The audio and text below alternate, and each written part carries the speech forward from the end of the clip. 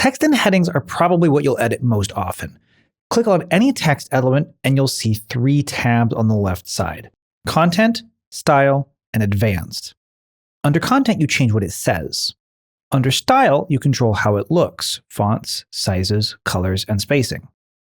Let's update this header. Under the Content tab, we'll click in the text box for the title and change the header to something more relevant for our brand. Maybe something like Portland's Best Coffee. You can see there's an HTML tag here that says H1.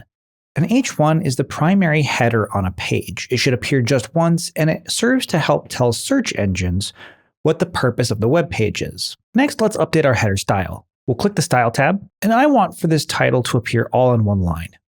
So we'll click the pencil next to Typography. So I'll click and drag the size slider until it shows up all in one line.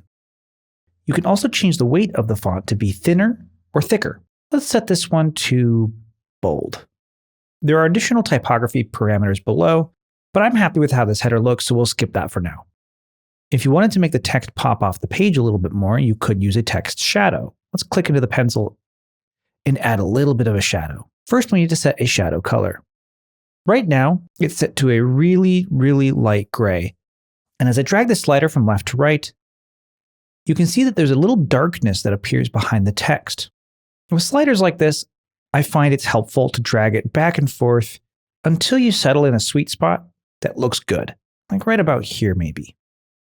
Next, you could adjust the amount of blur the shadow has. Dragging the slider to the right makes it really blurry, sort of thins it out. Dragging it to the left makes it more distinct and crisp. Somewhere in here looks pretty nice, around 33 for this particular title. You could also adjust the horizontal position, left to right. I'll type 0 to center it, as well as vertical position. And again, I'll recenter it with 0.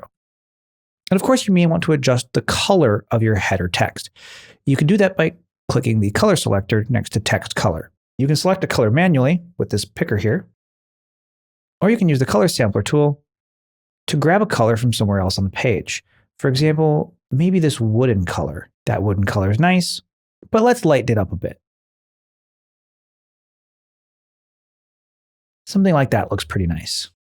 In addition to using the Content tab to update your text, you can also just click right on any text element and type within the box, just like you're in a word processor.